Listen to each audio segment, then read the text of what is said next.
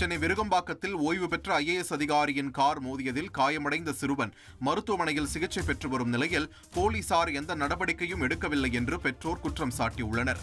தன்வித் என்ற 9 வயது சிறுவன் விருகம்பாக்கம் நடேசன் நகர் 2வது பிரதான சாலையில் IAS IPS குடியிருப்பு அருகே சைக்கிளில் சென்றபோது ஓய்வு பெற்ற IAS அதிகாரியான ஜோதி நிர்மலாசாமியின் கார் மோதியதில் சிறுவன் காலில் பலத்த காயம் ஏற்பட்டு மருத்துவமனையில் சேர்க்கப்பட்டுள்ளார். இந்த நிலையில் மாணவனை விசாரிக்க கூட யாரும் வந்து பார்க்கவில்லை என சிறுவனின் பெற்றோர்கள் குற்றம் சாட்டியுள்ளனர். வண்டியில வந்து 2 அந்த IAS ஒரு லேடியும் ஒரு ஜென்ஸ் இருந்திருக்காங்க. அவங்க இறங்கி போயிட்டு இருக்காங்க. அவங்க வந்து என்ன பண்ணிருக்கிறாங்க, லோக்கல் பெட்ரோலுக்கு யாருக்கும் இன்ஃபார்ம் பண்ணி நீங்கள் பார்த்துங்க சொல்லிட்டு அவங்க கிளம்பிட்டு இருக்கிறாங்க.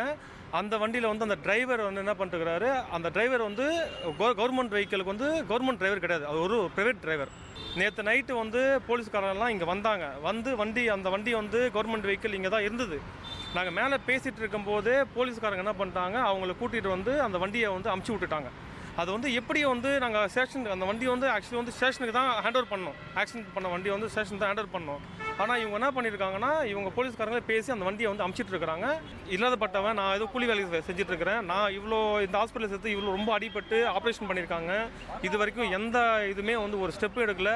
இப்போ கூட ஒரு 10 மினிட்ஸ் முன்னாடியே ஒரு ஸ்டேஷனில் கம்ப்ளைண்ட் கொடுத்த ஒரு SIக்கோ நான் கால் பண்ணால் ஒரு ரெஸ்பான்ஸும் கிடையாது. விழுப்புரம் மாவட்டம் உளுந்தூர்பேட்டை அருகே கூவாகம் கிராமத்தில் ஏரியில் மூழ்கி 6ஆம் வகுப்பு மாணவி மற்றும் 4 வயது சிறுவன் உயிரிழந்த சம்பவம் அப்பகுதியில் சோகத்தை ஏற்படுத்தியுள்ளது. 3ஆம் வகுப்பு மாணவி ஜெயலட்சுமி மற்றும் 4 வயது சிறுவன் ருத்தீஸ்வரன் இருவரும் ஏரிக்கரையில் விளையாடிக் கொண்டிருந்த நிலையில் தண்ணீருக்குள் இறங்கியதில் மூச்சு திணறி பரிதாபமாக இறந்தனர். சம்பவம் குறித்த வழக்கு பதிவு செய்த போலீசார் விசாரணை நடத்தி வருகின்றனர். திருப்பூரில் புதிதாக கட்டப்பட்டு வரும் கால்வாய் சிறிய மழைக்கே சேதமானதால் பொதுமக்கள் அதிருப்தி அடைந்துள்ளனர். திருப்பூர் மாநகராட்சிக்கு உட்பட்ட 19வது வார்டு முருகானந்தபுரம் பகுதி காட்டன் மில் ரோட்டில் 40 மீட்டர் தொலைவுக்கு புதிய சாக்கடை கால்வாய் அமைக்கும் பணி 20 லட்சம் ரூபாய் மதிப்பீட்டில் நடைபெற்று வருகிறது. உரிய முறையில் கம்பி ஜல்லி இல்லாமல் கட்டப்பட்டதாக குற்றச்சாட்டு எழுந்துள்ள நிலையில் சிறிது நேரம் பெய்த மழையில் கால்வாய் பெயர்ந்து சேதமடைந்தது. இதனால் பணிகள் நிறைவடைந்தாலும் அதன் தரம் எப்படி இருக்கும் என பொதுமக்கள் கேள்வி எழுப்பி வருகின்றனர். செய்திகளை உடனுக்குடன் தெரிந்து கொள்ள உடனே சப்ஸ்கிரைப் பண்ணுங்க.